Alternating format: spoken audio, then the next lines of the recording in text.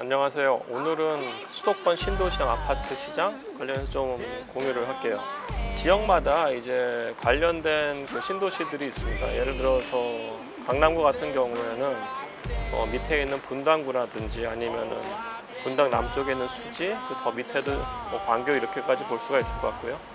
동북쪽에는 이제 노원구하고 그리고 의정부시 그리고 동두천 볼 수 있고, 또 이상하게 남양주시 같은 경우에 강남으로 이제 출퇴근하는 분들이 많은데요. 데이터를 보면은 굉장히 의정부시랑 그 패턴이 굉장히 흡사합니다. 따라서 남양주시 같은 경우에는 수도권 동북부 시장하고 연결이 되어 있는 걸로 좀 읽혀요.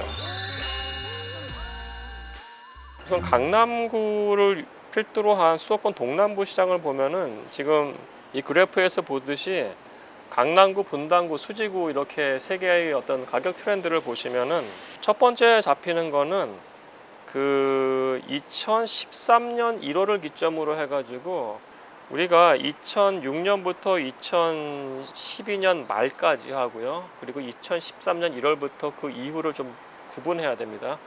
2006년부터 2012년 말까지는 강남을 포함한 서울 전 지역, 분당, 수지 마찬가지고요. 2008년 3분기, 4분기 금융위기까지 굉장히 오르다가 금융위기 닥쳤을 때 내려갔다가 다시 올라갔다가 2010년 1월부터 2012년 말까지 건 3년간 계속 빠집니다. 이 트렌드는 강남, 분당, 그리고 수지, 그리고 전 지역에 해당되고요.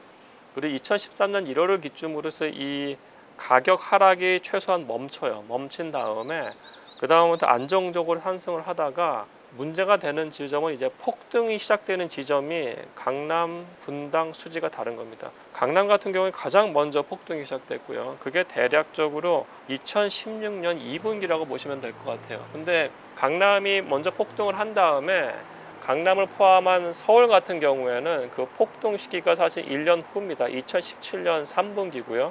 그리고 서울 전체가 폭등하는 시점이 분당이 폭등하는 시점하고 같아요. 어떻게 보시면은 강남이 가장 먼저 움직이고요. 그 다음에 강남 3구를 제외한 나머지 서울시에 있는 구들하고 분당이 같이 움직이는 거죠. 그리고 세 번째로 이제 수지가 움직이기 시작합니다.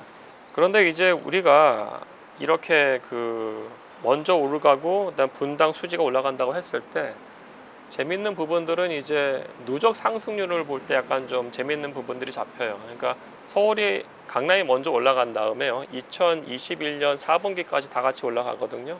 올라가는데 분당은 이제 늦게 출발을 했잖아요. 1년 후에 9년 정도 되겠네요. 이 9년 기간의 누적 상승률을 보면은 강남구가 214%가 올라요.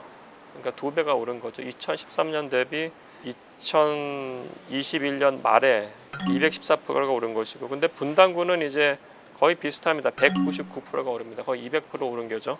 근데 수지 같은 경우에는 굉장히 마지막에 상승을 시작했음에도 불구하고 누적 상승률이 그렇게 높지가 않아요. 예를 들어서 이거는 150%밖에 되지 않습니다. 따라서 만약 우리가 2013년 그리고 2016년에 이 세 지역 중에 어느 지역에 들어가느냐에 따라서 마지막에 이제 투자 수익률이 굉장히 큰 차이가 날 수 있습니다. 다른 지역 같은 경우는 약간 상황이 달라요. 그러니까 예를 들어서 수도권 동북부 같은 경우에 가장 핵심이 되는 데는 노원구고요. 주변에 있는 의정부시라든지 또 남양주시를 들 수가 있는데요. 노원구 같은 경우에는 서울시하고 거의 동일한 시점에 폭등이 시작됩니다. 다시 말씀을 드리면 노원구도 마찬가지로 2013년 1월을 기점으로 하락을 멈추고 반등을 하기 시작합니다. 근데 강남구가 2016년 2분기에 폭등을 시작했다마는 노원구는 1년 후에 폭등이 시작됩니다. 그게 2017년 6월이에요. 그러니까 1년 후에 노원구가 폭등을 하기 시작을 하는 거죠. 남양주와 의정부시 같은 경우에는 2013년부터 2019년 말, 2020년 초까지 가격의 패턴을 보면 굉장히 평평합니다. 플랫합니다. 이게 어떻게 보면 실질 가격으로 따진다고 했을 때는 가격 자체가 거의 안 오른 거랑 똑같아요. 따라서 강남과 강남 배후지에 있는 신도시하고요, 노원구와 노원 주변에 있는 신도시는 여건이 굉장히 다른 겁니다. 같은 신도시여도 어떤 신도시는 누적 상승률이 강남급으로 갈 수 있습니다만은 어떤 신도시는 거의 움직이지 않다가 2020년에 유동성이 굉장히 많아지면서 돈이 많이 뿌려지면서 그때 움직이기 시작한 겁니다. 그리고 이제 이런 폭등 시작 시점을 봤을 때가 좀 중요한 것이 이 과거 2013년부터 2019년 말까지 거의 가격 변동이 없던 시장이었거든요. 기준금리 인하가 없다고 하면은 아마 이 마켓은 굉장히 계속 평평했을지 모릅니다. 그리고 그런 효과들이 사실 지금 가격 하락 트렌드에서 굉장히 빠르게 잡히고 있습니다. 그러니까 서울의 강남이 더 많이 떨어져야 됨에도 불구하고 서울 외곽 지역에서 신도시들이 특히 가격이 더 빠지고 있는데요. 그 신도시 중에서도 분당이 아니고 이런 그 남양주나 의정부에서의 가격 그 하락 그 폭이 좀 더 굉장히 빠르다는 걸 우리가 볼 수가 있을 것 같아요.